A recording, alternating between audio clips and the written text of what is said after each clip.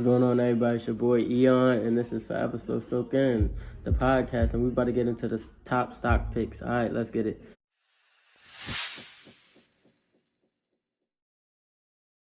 So, son, let's go ahead and get on with it, right, son? So I want to go over and let you know this first.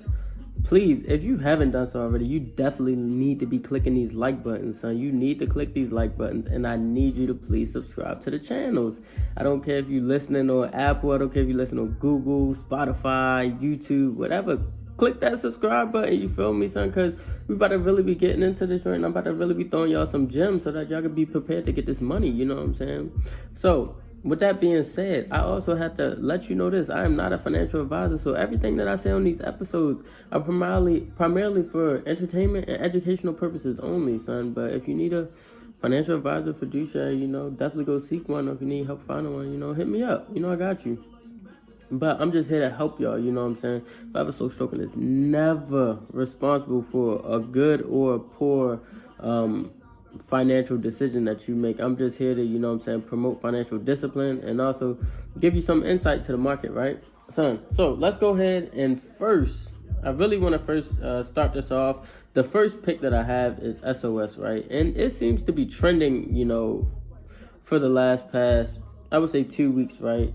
I've been following it for a while, maybe for some months. It was introduced to me by Forever Slow Stroking member, Bryant. His name's Bryant, and he told me about it a while ago when it was around $2. I got in. Then I was like, I'll get out. I'll get back in later, because I was like, I could do something else with my money.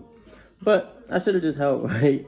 But then, last week, my man J Money, he was like, yo, son, like, yeah, SOS, this could be a good move. And I was like, hold on, wait, I've heard of this. So I dug deeper and I started to, get more into the research on SOS. And basically, it just revealed to me, how hard China is working. And China has been really trying to get into this crypto space and this crypto world in a major way. And I think they are finally ready. They're finally ready to make some moves in this crypto space, right? But also, gotta let you know, SOS, they do more than just mining. This data company is definitely worth looking into. You have to do your own due diligence. I think the thing that's been bringing this company down is the fact that they've been doing a lot of offerings. So hopefully they don't do another offering as it runs up this week. I am expecting a move to about $7. Maybe not at $7, but it could be a little under $7. Definitely sitting above $5 right now. I think it was like $5.30 or something like that. But I definitely think, it's actually sitting at $5.25, well, $5.19 right now. So I'm definitely expecting something around $6.50, $7 for this coming week.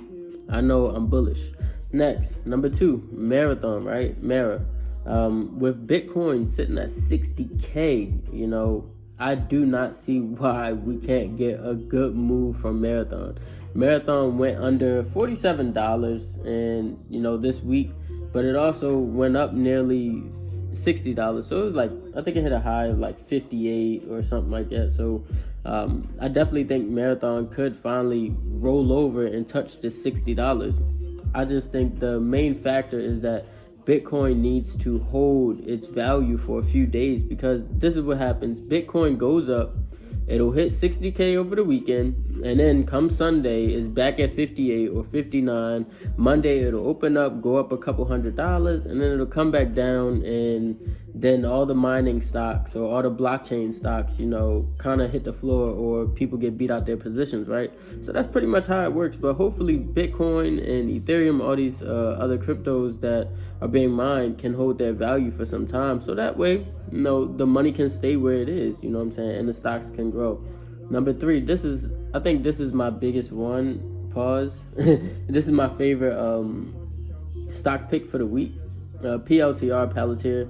They are expected to have a demo day on Wednesday, April the 14th, right? And this is so that they can showcase some of their new tech.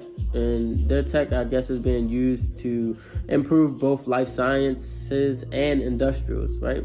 So this has been getting beat down for, I would say, some months, weeks and months, but I'm ready for a break in the consolidation leading to a well-deserved bull run. I'm not saying that it will definitely do it, but I mean, if you look at the charts yourself, you could kind of see that it's been consolidating at a support level. So I definitely don't see why we can't get a nice move, right? So next, I think that's all we have for the picks. So 3 picks. If you want to throw Riot in there, you can. The reason I didn't throw Riot in there is because Marathon, they mine more Bitcoin than Riot, right? But Riot still moves. It's still a volatile stock, and you can still make a lot of money off of it.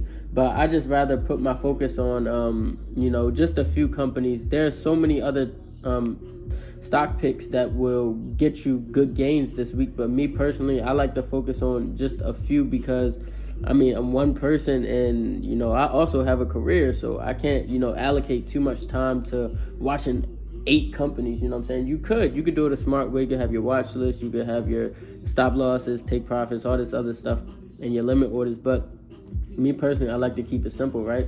Son, so if you haven't done so already, please check out Jermaine's Hustle class, HUSTLECLASS. Jermaine's Hustle class is a podcast, and he does consultations. Jermaine is a big part of Forever Slow Stroking, the group, and he definitely is a good resource and asset, to all of us. So now let's go ahead and get into my trade results, right, for the week. It was kind of rocky week for me, primarily because my timings were off. But I mean, you learn from your mistakes. You always have to assess your losses.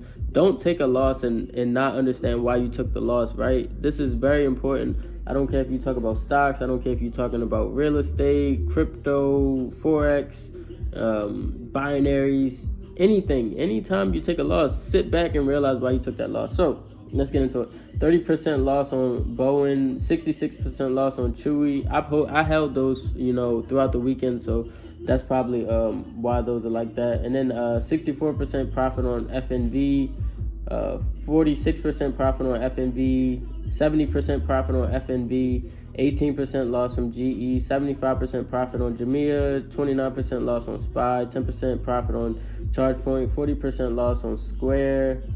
I did a short on that. 5% profit on FNB, 30% loss on Neo, 25% loss on SOS. Coincidental, right? But then I actually ended up buying some more, and 20% profit on AMD and a 35% loss on Boeing. Son, the hidden gem, Coinbase, is a crypto trading platform, is to be doing their IPO this week, and I believe it's on the 14th, so Wednesday. Make sure you are watching out for Coinbase, right, son? You definitely can get this money on Coinbase, son. And a lot of people use Coinbase. A lot of people in my group use Coinbase. So, hey, I don't see why we can't make money off of the stuff that we use in our everyday lives, right, son? But this is Forever Slow Stroking, and you already know me. I'm Eyon. It's your boy, son. But I gotta go, Oof.